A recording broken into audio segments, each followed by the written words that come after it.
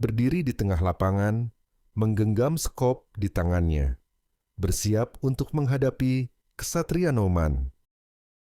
Para penduduk yang menyaksikan mulai bertanya-tanya, kenapa Lloyd membawa skop, bukan pedang? Di sisi lain, Neumann tampak kesal. Skop itu terbuat dari besi. Ia pasti memesannya khusus dari Pandai Besi, pikir Xavier yang mengamati dari atas. Ayah Lloyd mengira putranya hanya bercanda, tetapi Xavier berpikir sebaliknya. Dalam sebulan terakhir, ia melihat sendiri bagaimana Lloyd berlatih tanpa henti. Di pagi hari, ia menjalani latihan dasar tanpa mengeluh. Siang harinya, pergi ke lokasi konstruksi untuk mengajari para insinyur desa tentang ondol. Lalu latihan pedang hingga larut malam. Dia bukan sedang bermain-main, gumam Xavier. Aku yakin Tuan Muda Lloyd benar-benar serius. Ayah Lloyd pun berteriak lantang. Baiklah, pertarungan antara Lloyd Frontera dan Ksatria Noman dimulai sekarang. Noman bersiap dengan pedangnya, Lloyd dengan sekopnya. Xavier menatap postur tubuh Lloyd, matanya menyipit, mencoba memahami sesuatu yang terasa janggal. Tak butuh waktu lama, Noman langsung maju dan mengayunkan pedangnya. "Apa kau mengejekku?" teriaknya. Lloyd bersiap dan menangkis serangan itu. Xavier dan ayah Lloyd terperangah. Newman yang kini semakin emosi kembali menyerang. Dan sekali lagi, serangannya berhasil ditangkis oleh Lloyd. Xavier ternganga. Gerakan Lloyd luar biasa efisien. Ini bukan sembarang tebasan. Ini adalah teknik bertarung sesungguhnya. Teknik khusus dalam pertempuran nyata. Seperti teknik pedang yang berkembang dari tahun ke tahun. Pikir Xavier tak percaya. Newman kaget dengan perkembangan Lloyd. Sementara itu, Lloyd hanya tersenyum. "Kenapa kau terkejut?" batinnya. "Setiap orang di Republik Korea bisa melakukan ini. Ini adalah teknik modern, pertarungan jarak dekat, serangan bayonet." Lloyd pun menusuk Newman. Newman tersentak, tapi membalas. Lloyd menangkis dan kembali menyerang, membuat Newman terpaksa menghindar. Lloyd menancapkan sekopnya ke tanah, lalu melompat-lompat di atasnya, seolah menggunakan pogo stick. Xavier melihat itu dan merasa Lloyd sedang bercanda. Namun Lloyd tertawa, dan itu membuat Xavier semakin bingung. Newman maju lagi sambil berteriak. Lloyd bersiap dan menggunakan teknik dasar pedang yang dia pelajari dari Xavier. Newman terpukul. Bukankah dia itu pemabuk? Sampah tak berguna. Bagaimana bisa jadi sekuat ini? Pikirnya. Tiba-tiba, sistem muncul. Sinkronisasi alat. Skill menggali. Level 1 menjadi satu tubuh dengan roh. Sinkronisasi dengan sekop meningkat drastis. Pesan baik Xavier terhadap Anda meningkat 1. Tuan Baron dan Nyonya Baron, yang untuk pertama kalinya melihat ketulusan anak mereka, meningkatkan perasaan mereka masing-masing 2 dan 3. Notifikasi lain muncul. Apakah Anda ingin mempelajari skill tambahan? Digging, poin dibutuhkan. 40. Kembali ke pertarungan. Lloyd dan Newman bersiap lagi. Newman menarik napas panjang dan menggunakan reviving mana. Aura pedangnya berubah menjadi biru. Dia menyebarkan mana ke seluruh tubuhnya. Lloyd tahu persis apa yang sedang dilakukan Newman. Xavier mengamati, pikirannya kacau. Bahkan untuk orang biasa yang tidak berbakat sekalipun, butuh waktu 5 tahun untuk menguasai jantung mana. Mustahil Tuan Muda bisa memblokir serangan ini. Namun, tepat saat serangan Newman hampir mengenainya, Lloyd menangkis dengan sekopnya. Noman percaya diri saat menyerang, tetapi serangannya kembali diblokir. Tuan Baron dan Nyonya Baron terkejut, nyaris panik. Tapi Lloyd tetap tenang. Newman mulai merasakan tubuhnya melemah. Lloyd tersenyum. Teknik mana ini? Teknik yang membuat Xavier menjadi manusia terkuat dalam novel Penyerapan Inti Mana. Manaku diserap, pikir Newman. Panik. Ia menarik pedangnya, tetapi Lloyd tak menyia-nyiakan kesempatan. Sekopnya diayunkan tepat ke pipi Newman. Gigi terpental. Serangan berlanjut hingga akhirnya mengenai kepala. Newman pun jatuh. Para prajurit yang menyaksikan dari kejauhan terkejut. Mereka tak percaya. Baron pun segera mengumumkan, pemenang pertarungan adalah Lloyd Frontera. Newman tergeletak di tanah, hatinya diliputi rasa tak percaya. Bagaimana bisa aku, ahli pedang, kalah dari sampah itu? Lloyd mendekat. Kau dengar itu? Aku menang. Dan sekarang, saatnya hukuman yang kutunggu-tunggu. Melihat Lloyd bersiap memukul Newman lagi, Newman tampak ketakutan. Baron segera berteriak, memerintahkan pertarungan dihentikan. Tapi Lloyd tak mendengarkan. Ia terus menyerang Newman yang sudah tak berdaya, membabi buta. Baron pun kembali berteriak, kali ini dengan lebih keras.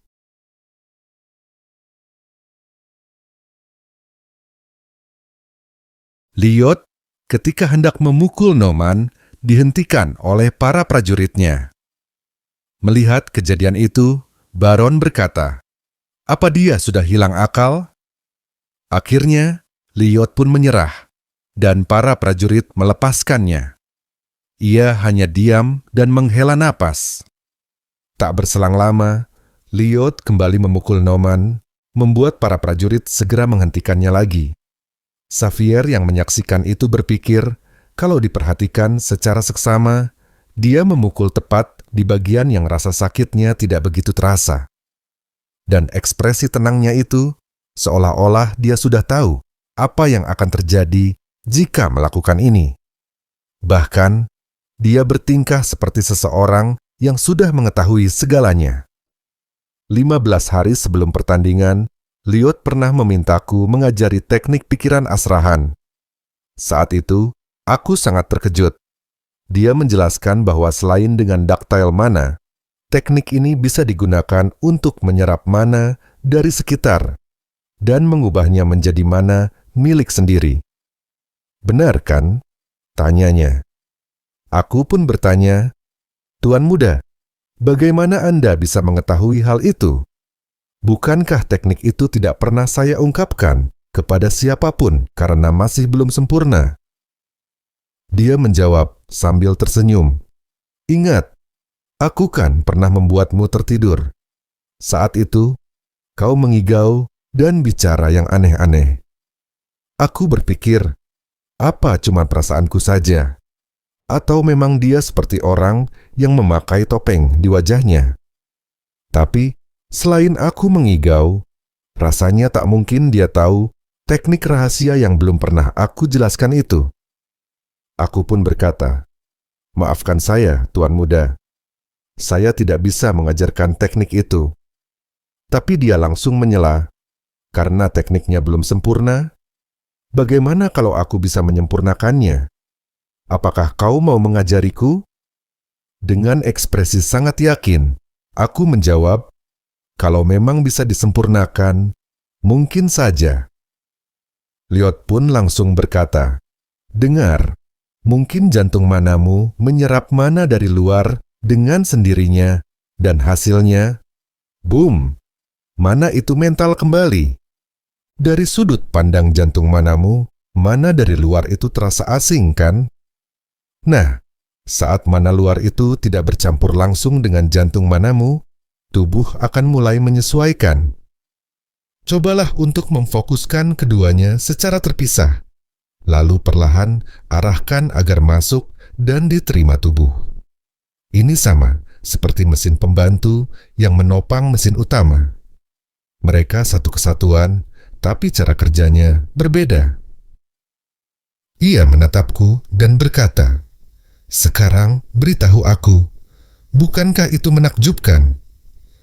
Aku menjawab, "Saya yakin itu mungkin untuk dilakukan." "Tuan muda, bagaimana Anda bisa?"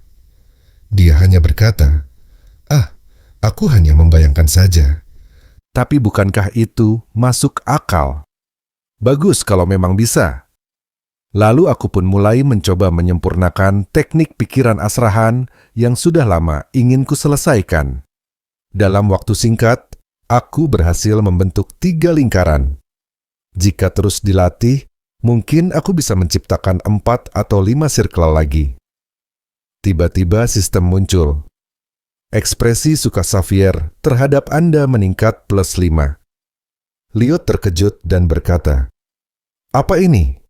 Sudah lama sejak kau mengajariku tentang teknik jantung mana. Tapi sekarang, aku tidak membutuhkannya lagi. Aku hanya ingin belajar bagian penyerapan mana saja. Aku tidak butuh mana di sekitarku. Aku hanya ingin mana yang bisa aku sentuh. Itu saja." Tuan muda Lyot memang punya kemampuan luar biasa. Aku yakin dia pasti bisa menang melawan kesatria Nouman. Dan benar saja, dia berhasil meraih kemenangan gemilang. Melihat itu, Baron langsung berteriak keras, "Lyot, ayah bilang hentikan. Ayah tidak bisa membiarkanmu mempermalukan reputasi seorang kesatria lebih lama lagi." Mendengar itu, Lyot menghentikan aksinya dan menghela napas. Apa maksud ayah dengan reputasi seorang ksatria? Sebelum bicara seperti itu, tolong periksa dulu di bawah taplak meja. Baron pun terkejut dan memeriksa bagian bawah taplak meja. Di sana, ia menemukan setumpuk surat. Baron yang melihat surat itu tampak terkejut.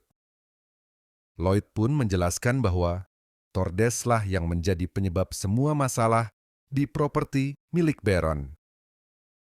Surat itu dikirim olehnya kepada ksatria Nouman, berisi situasi kota saat ini, hal-hal yang disukai maupun tidak disukai oleh Baron, serta instruksi untuk membuat dokumen properti palsu. Surat tersebut mencakup semua informasi yang selama ini ia bagikan. Nouman yang melihat isi surat itu menjadi panik dan bergumam dalam hati, bagaimana dia bisa menemukan surat-surat itu? Padahal aku sudah menyembunyikannya di dalam dinding. Sementara itu, Lloyd hanya tersenyum sambil berpikir, tentu saja aku tahu, karena dalam novel, Xavier yang menemukannya. Tadi malam aku menyuruh Podong untuk mengambilnya. Baron yang mendengar penjelasan itu tampak kebingungan. Lloyd yang melihat ekspresinya berpikir, seperti yang kuduga, dia memang digambarkan sebagai orang baik dalam novel. Pasti ada seseorang yang akan membuat keributan agar bisa membunuhnya saat ini juga. Ia lalu berkata, kata-kata seperti pemimpin yang baik dan ketua yang baik memiliki makna yang sangat berbeda. Lloyd pun memberi saran kepada Baron. Jika Anda khawatir tentang bagaimana cara menyingkirkan orang ini, saya punya ide. Kita bisa menjatuhkan seekor tikus ganas ke kepala orang itu, lalu mengusirnya dari kota dengan luka akibat tikus tersebut. Jika itu terasa terlalu kejam, kita bisa menurunkan jabatannya menjadi ksatria biasa dan memberikan dia kesempatan untuk menebus dosanya. Para penonton mulai bertanya-tanya, kenapa tikus? Baron yang mendengarnya berpikir, oh, Jadi begitu maksudnya, memberikan hukuman dengan risiko kecil, namun tetap memberi kesempatan baginya untuk berubah. Ini bisa menjadi peringatan baginya tentang hukuman yang mungkin dia terima di masa depan. Akhirnya, Baron berkata, "Sepertinya itu keputusan yang bijak dan juga bisa menjadi pelajaran untuk yang lain. Baiklah, kita akan lakukan seperti yang kau sarankan." Lloyd pun menoleh kepada Norman dan bertanya, "Apakah kau keberatan?" Norman menjawab, "Tidak. Terima kasih atas ampunannya." Namun, dalam hati, Lloyd berpikir, ampunan? Jika ampunan diberikan kepada seorang terdakwa, apakah mereka akan benar-benar menebus dosanya? Atau justru menjadi semakin manipulatif dan mencari cara untuk membalas dendam? Norman tersenyum tipis sambil berpikir, "Kau akan menyesali perbuatanmu ini, Baron Frontera. Aku akan membalas semua yang kau lakukan, beserta berandalan itu." Lloyd menatap Norman dan berkata, "Astaga, senang sekali melihatmu tersenyum seperti itu. Sayang sekali, karena itu akan menjadi senyuman terakhirmu." Norman terkejut dan bertanya, "Apa maksudmu?" Lloyd hanya tersenyum, lalu memberikan biji merah kepada Podong. Ia melemparkan Podong ke atas dan berkata, "Metode terbaik untuk memberikan ampunan adalah dengan tidak memberikan apa-apa." Podong pun menggigit biji merah itu dan tiba-tiba berubah menjadi besar, membuat semua orang terkejut. Lloyd segera melompat mundur, sementara Norman semakin panik. Podong yang sudah menjadi besar lalu menimpa ksatria Norman. Lloyd berdiri di depan Podong yang telah menjatuhkan Norman, mengangkat tangan, tersenyum, dan berkata, "Dengan ini, musnahlah." Lalu ia berpikir, secara permanen, ini akan menyelesaikan masalah menghadapi orang paling busuk di kota ini. Esokan harinya, terlihat Podong sedang menggali sesuatu di tengah kota. Xavier yang melihat itu bertanya kepada Lloyd, "Apa yang sedang dilakukan Podong?" Lloyd menjawab santai, "Dia sedang bersiap-siap untuk melebarkan jalan." Insinyur yang sebelumnya terlihat lesu, kini mulai rajin bekerja. Di masa lalu, ada kota bernama Roma, dan di sana terdapat jalan yang dikenal dengan sebutan Jalan Cinta. Mereka membangunnya menggunakan sistem jalan bernama Jalan Appian. Mulai sekarang, kita akan membuat jalan seperti itu juga, dimulai dari Mansion Baron hingga ke sisi timur bukit. Xavier tampak bingung. "Kenapa harus membangun jalan?" tanyanya. Lloyd hanya menjawab, "Perhatikan saja dengan tenang. Kota ini akan segera menjadi terkenal, setinggi langit." Namun Xavier tetap curiga. Dengan nada heran ia bertanya, "Tuan muda, dari mana Anda tiba-tiba mempelajari semua hal ini? Bagaimana Anda bisa memiliki ide tentang sistem pemanas yang bahkan belum pernah kami dengar sebelumnya? Dan kemampuan Anda memanggil sesuatu yang terlihat seperti sihir tingkat tinggi. Apakah Anda benar-benar tuan muda kami, Lloyd?" Tiba-tiba, sistem muncul dan memberikan peringatan. "Saat ini, Xavier sedang meragukan identitas Anda yang sebenarnya." Lloyd merasa cemas. Dalam hati, ia berpikir, kalau kulihat dari karakternya di novel, berandalan satu ini pasti akan curiga dengan perubahan drastis yang terjadi padaku. Dan kalau dia yakin aku bukan Lloyd yang asli, dia tidak akan ragu untuk mencabut pedangnya.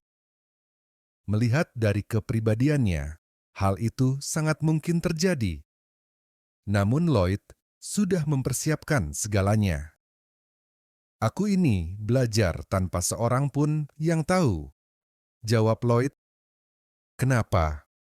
Aku tidak boleh melakukannya. Seketika sistem kembali muncul. Skill spesial diaktifkan. Persistence. Xavier membalas. Tapi Tuan Muda, bukankah Anda hanya sibuk minum-minum selama ini? Lloyd langsung menyaut. Apa kau mengawasiku 24 jam penuh? Tidak, kan? Memang, aku dulu brengsek. Tapi apakah kau tahu apa yang sebenarnya sedang kulakukan selama ini? Tidak juga, kan? Xavier terus mencoba menyudutkan Lloyd dengan pertanyaan-pertanyaan curiga.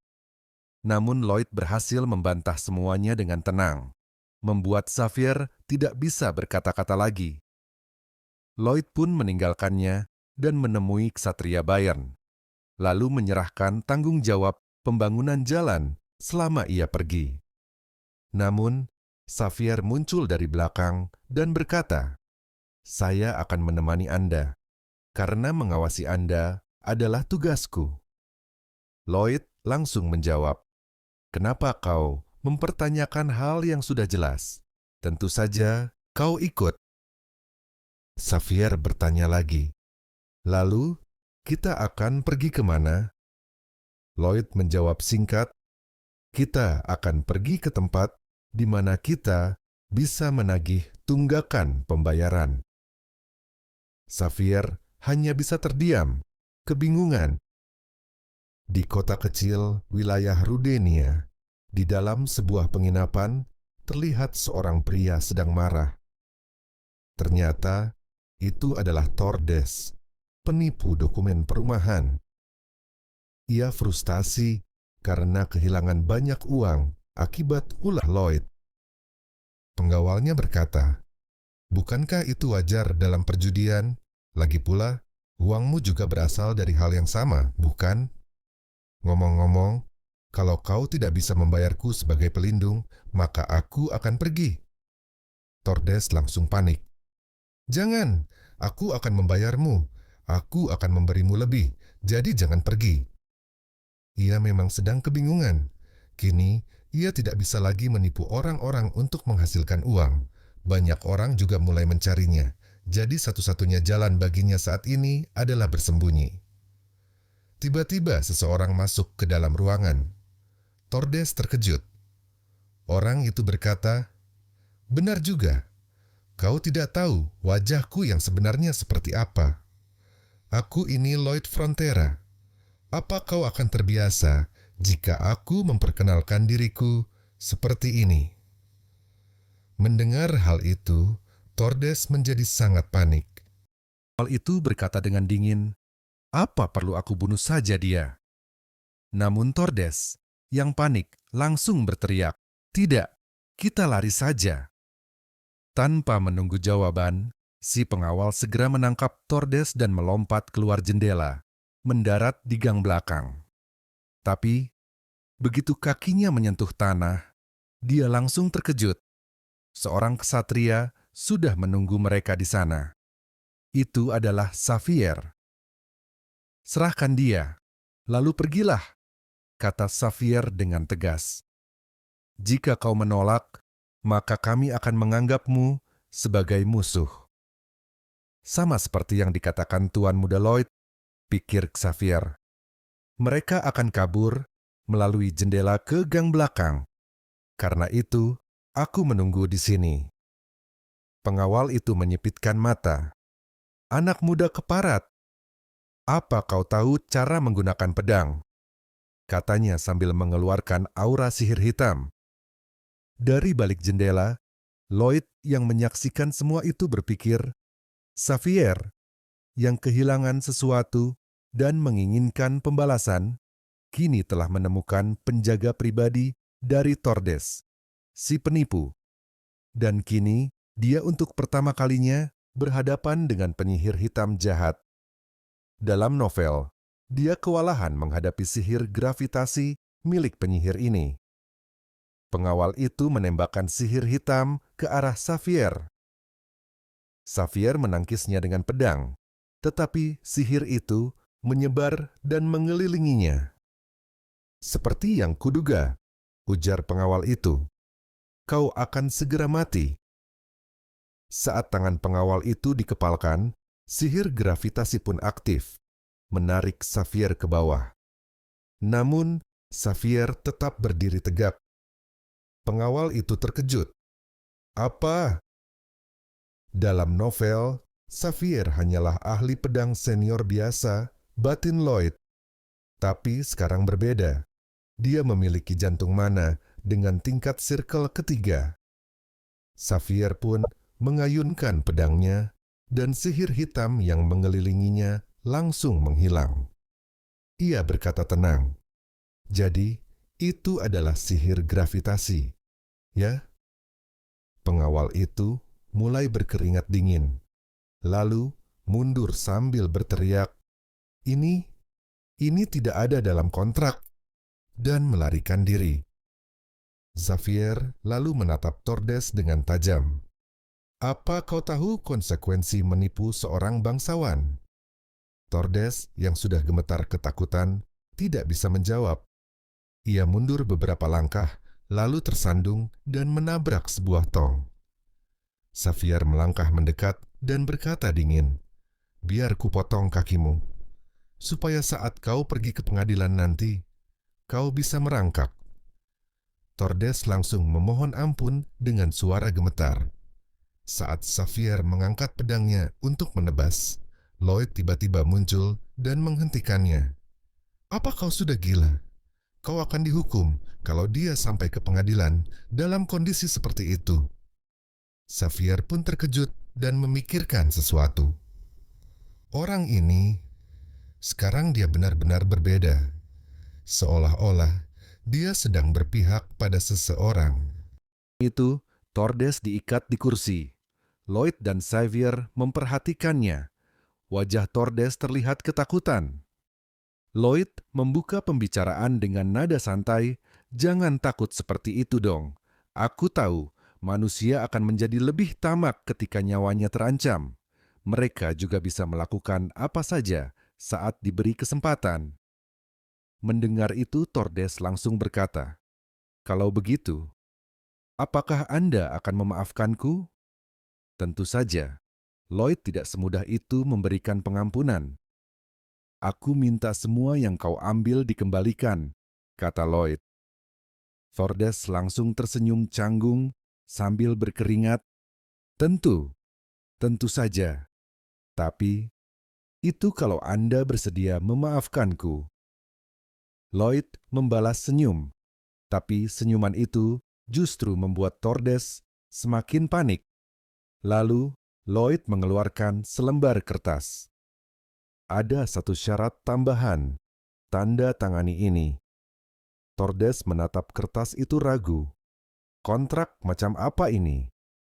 "Tenang, ini hanya kontrak kerja biasa," jawab Lloyd santai. "Dan hal baiknya, kau akan menerima gaji." Tordes tampak sedikit lega sampai Lloyd melanjutkan, "Tapi, gajimu akan dipotong 80% untuk mengganti kerugian yang telah kau timbulkan. Dan masa pembayaran ganti rugi ini akan selesai setelah 520 tahun. Mendengar itu, Tordes langsung syok berat. Xavier yang menyaksikannya hanya bisa berpikir, seperti yang kuduga, Lloyd kemari bukan untuk bersimpati, apalagi memberi ampunan. Sementara itu, Lloyd tersenyum licik dan berpikir, "Kau pikir aku sebodoh itu, membiarkan orang yang berutang padaku mati begitu saja? Mimpi. Aku tak berniat kehilangan hartaku. Akan kusedot sampai kering selama sisa hidupmu." Tordes mulai protes, tapi Lloyd menanggapi dingin, "Oh, kalau begitu tak ada pilihan lain. Kita bisa potong pergelangan tanganmu untuk dijadikan tanda tangan dan langsung kuserahkan kau ke pengadilan." Akhirnya, Tordes menangis sambil menandatangani kontraknya. Keesokan paginya, mereka dalam perjalanan pulang ke rumah. Xavier berkata, Aku sudah mendapatkan sebagian uang dari orang itu, jadi tak akan ada masalah untuk pembayaran bulanan. Lloyd menjawab santai, "Kau bicara apa? Semua uang itu akan masuk ke dalam biaya pembangunan. Aku sudah coba, tapi sepertinya 30 prajurit masih belum cukup." Lloyd kemudian berpikir, apa ada warga yang mendaftar kerja setelah pengumuman perekrutan dibuka? Mungkin mereka masih menganggapku si brengsek seperti dulu, dan jadi tidak nyaman. Beberapa hari kemudian, di wilayah Frontera, terdapat sebuah pengumuman perekrutan pekerja. Ternyata, jumlah pelamar sangat banyak. Lloyd bertanya kepada Xavier, "Bukankah orang-orang ini membenciku?" Xavier menjawab, "Aku juga yakin begitu. Tapi, kurasa ini karena Anda menyelesaikan pembangunan ondol tepat waktu dan menjualnya dengan harga murah. Apalagi Anda menghukum si pengkhianat itu, dan bahkan menyebutku pria yang bisa dipercaya. Itu kata-kata Anda sendiri." Lloyd tidak percaya. Cuman karena itu saja, bisa seramai ini. Tiba-tiba, salah satu pelamar mendekat dan bertanya, "Tuan muda, di mana kontraknya?" Lloyd mempersilakan, "Tanda tangan saja di sini." Sebelum menandatangani, pelamar itu menunduk dan berkata, "Izinkan saya mengucapkan terima kasih, Tuan muda. Biasanya saat musim dingin, aku selalu menderita kedinginan hebat. Tapi tahun ini, berkat ondol yang Anda buat, aku tak perlu khawatir lagi." Lloyd tersenyum kecil. "Begitu ya? Senang mendengarnya." Dalam hati, ia merasa malu. Padahal aku hanya ingin memuaskan ketamakanku. Tapi sekarang, aku malah merasa malu sendiri. Pelamar itu menambahkan, "Oh ya, saya punya kenalan di wilayah sekitar sini. Namanya wilayah Rakona. Mereka menitip pesan, kalau memungkinkan, bisakah Anda juga membuat ondol di sana?" Lloyd pun berpikir, ini dia, langkah awal untuk sesuatu yang besar. Lloyd tersenyum licik sambil berpikir, tujuanku membuat ondol itu bukan untuk tidak menghasilkan apa-apa. Kalau begitu, akan kunaikkan harganya. Alasan, biaya perjalanan. Tentu saja, aku akan sedot semua uang mereka. Ia pun berkata dengan nada tenang, "Ah, tentu saja aku bisa membuat ondol di sana, tapi akan membutuhkan biaya lebih untuk bisa sampai ke wilayah itu." Xavier, yang melihat ekspresi Lloyd, hanya bisa menghela napas dalam hati. Hadeh, muncul lagi tampangnya yang itu. Tujuan bikin ondol cuma buat nguras uang orang. Lalu, bagaimana dengan jalan yang sedang dibangun menuju sisi lain gunung itu? Panel berganti, kini memperlihatkan Xavier dan Lloyd sedang berdiri di atas bukit. Lloyd berkata, cepat atau lambat, gunung ini akan berubah jadi rata. Membuat ondol membutuhkan banyak sumber daya, dan pepohonan yang ada di sini tidak akan cukup untuk mencukupinya. Xavier diam sejenak lalu bertanya, "Kalau begitu, jika Tuan Muda sudah tahu hal itu akan terjadi, lalu kenapa Anda tetap melakukannya?" Lloyd tersenyum dan menjawab, "Itulah alasan kenapa aku menunda pembangunan jalan apian. Karena di ujung jalan itu ada batu besar yang menghalangi. Kita harus menggali batu yang disebut bituminous coal. Lalu, kita jual batu-batu itu dengan harga mahal." Wajah Lloyd semakin penuh semangat. Tentu saja, kalau ondol mendapat permintaan tinggi, mereka tidak akan bisa menolaknya. Warga kita akan dapat diskon sedikit, hanya sedikit. Lalu ia menoleh ke Xavier. "Kau pasti berpikir, aku ini jahat dan tidak adil. Benar, kan?" Tapi kalau aku tidak melakukan ini, apa kau pikir kita bisa membayar utang wilayah kita? Xavier hanya diam, tak menjawab. Setelah beberapa saat, ia berkata pelan, "Untuk saat ini, aku akan setuju dengan pendapat Anda. Tapi Karen masih belum tahu tentang arang bituminus ini. Kalau dia tahu, dia tidak mungkin tinggal diam. Bahkan setelah orang lain mencoba berkali-kali." Lloyd menjawab, "Aku tahu, struktur dasarnya memang akan runtuh karena lantainya terlalu lemah. Tapi aku bisa memperkuatnya dengan teknologi pengendalian tanah dari era modern." Dengan penuh semangat, ia pun berkata, "Ayo pergi, masih banyak yang harus kita kerjakan." Lloyd melangkah cepat menuju gua, matanya penuh keyakinan. Xavier yang melihat dari belakang hanya bisa berpikir, teknik perisai, teknik yang bahkan aku tak tahu sama sekali. Tapi mari kita lihat, tuan muda yang sudah berubah total ini. Namun, yang tidak mereka ketahui adalah bahaya besar yang tersembunyi di dalam gua itu. Di dalamnya terdapat kawanan monster. Monster itu adalah semut, tapi bukan semut biasa. Monster semut dalam jumlah sangat banyak, memenuhi seluruh lorong-lorong gelap di dalam gua. Malam itu, Lloyd berdiri di atas bukit yang sunyi. Ia mulai melakukan ritual pemanggilan. Dengan gerakan tangan yang halus, tapi penuh kekuatan, ia menggambar sebuah lingkaran hijau bercahaya di udara. Setelah lingkaran itu lengkap, Lloyd mengarahkannya ke langit. Seketika, cahaya hijau menyembur ke atas, menembus awan seperti mercusuar magis. Dari langit, turunlah sebuah struktur, sebuah gedung tinggi yang megah.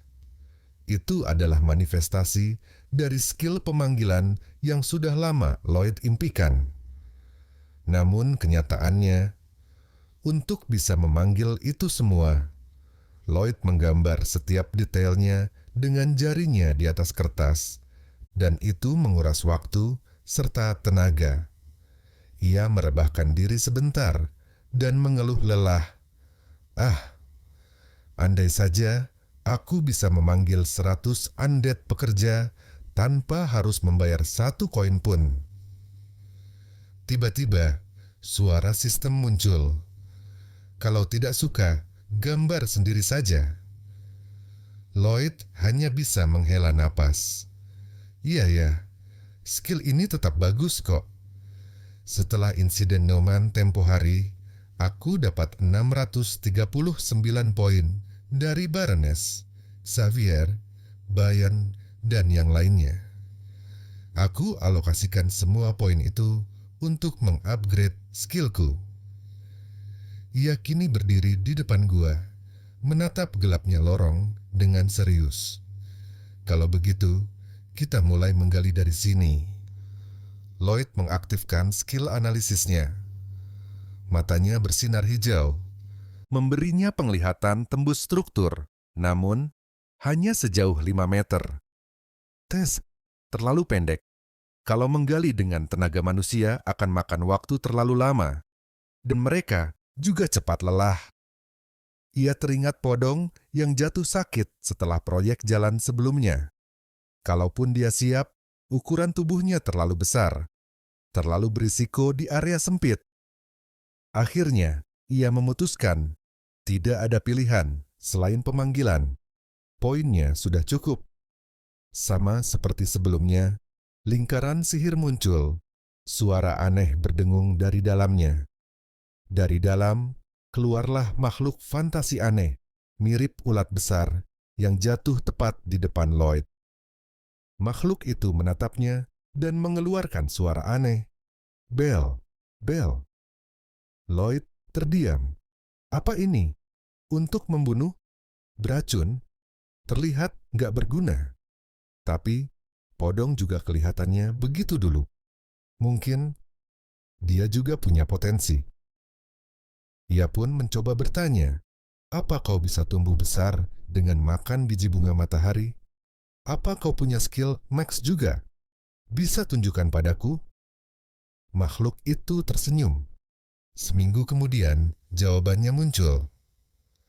Langkah pertama, Bel, yang kini menjadi raksasa, memakan tanah di hadapannya sambil mengenakan perlindungan khusus. Langkah kedua, Bel menembakkan gigi baja dari bokongnya dengan keras. Langkah ketiga, Xavier yang berkeringat deras memotong potongan baja itu menjadi biji-biji baja kecil. Langkah keempat, mereka mulai membangun struktur pendukung di dalam terowongan. Langkah kelima, memeriksa stabilitas dan kenyataan kondisi tanah. Lloyd, yang mengawasi dari dekat, menyuruh para pekerja untuk terus maju. Namun, ia mulai merasa pusing. Oksigen menipis. Satu-satunya pasokan hanya berasal dari pipa yang terhubung ke permukaan. Xavier memperingatkannya, "Tuan muda, sebaiknya Anda naik dulu dan istirahat." Tapi Lloyd menolak. "Tidak, aku harus tetap di sini. Aku orang yang bertanggung jawab." Dalam hati ia bergumam, di Korea, orang yang bertanggung jawab biasanya cuma bacot doang. Bahkan, ada yang enggak pernah muncul di lokasi proyek. Aku bersumpah, tak akan jadi seperti mereka. Aku akan awasi proyek ini sampai tuntas. Namun, saat Lloyd mengaktifkan skillnya lagi, ia terkejut.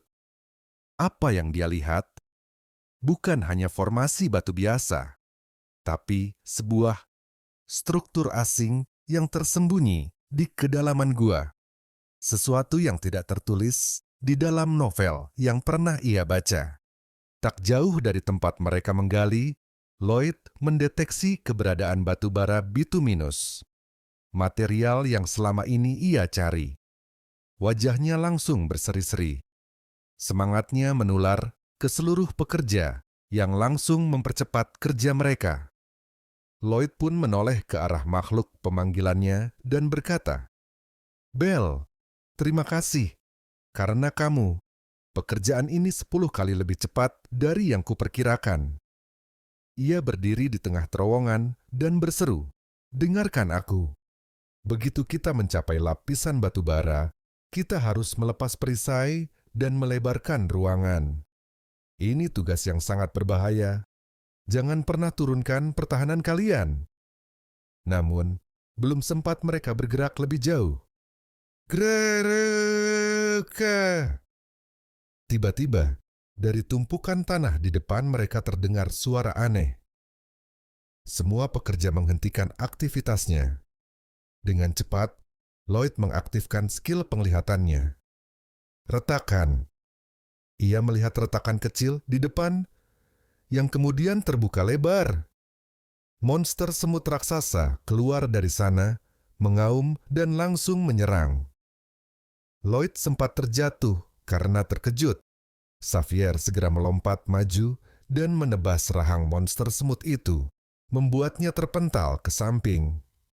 Lloyd pun refleks, mengambil skop dan menghantam kepala semut itu dengan keras hingga hancur. Ini tidak ada dalam novel aslinya. Kenapa bisa begini? Batin Lloyd. Namun ia langsung menyadari, jika ada satu semut, maka pasti ada koloni. Dan benar saja, suara gemuruh datang dari dalam tanah. Ratusan, mungkin ribuan, monster semut keluar menyerbu. Para pekerja panik, berlarian ke arah permukaan. Xavier menahan serbuan semut seorang diri dengan ayunan pedangnya. Lloyd membeku. Berapa banyak dari mereka? 200, ribuan. Kalau mereka keluar sampai ke pemukiman, ini akan menjadi kiamat. Terowongan sempit, oksigen menipis, dan penyangga yang rapuh. Tidak, ini semua bisa runtuh. Kami tidak akan sempat keluar. Tiba-tiba, plak. Xavier menampar Lloyd. Cepatlah berpikir. Aku tidak bisa menahan mereka lebih lama. Lloyd terdiam sejenak. Lalu matanya menyipit, menatap dinding gua yang penuh batu bara. Batu bara, terowongan semut, bawah tanah, oksigen minimum. Ya, aku tahu caranya. Lloyd mengambil obor. Ia berteriak, Xavier, terus buka jalan. Kita akan masuk ke sarang mereka. Apa? Percaya padaku. Aku punya rencana. Tanpa menunggu jawaban, Lloyd dan Xavier berlari maju, menembus serbuan semut menuju dalamnya terowongan. Obor menyala di tangan Lloyd, membakar udara yang mulai menghitam. Apa yang dipikirkan Tuan Muda Lloyd? Apa mereka akan berhasil menyelamatkan semuanya? Atau mereka akan terkubur dalam kegelapan sarang monster semut? Nantikan kelanjutannya hanya di channel Rumah Manhwa.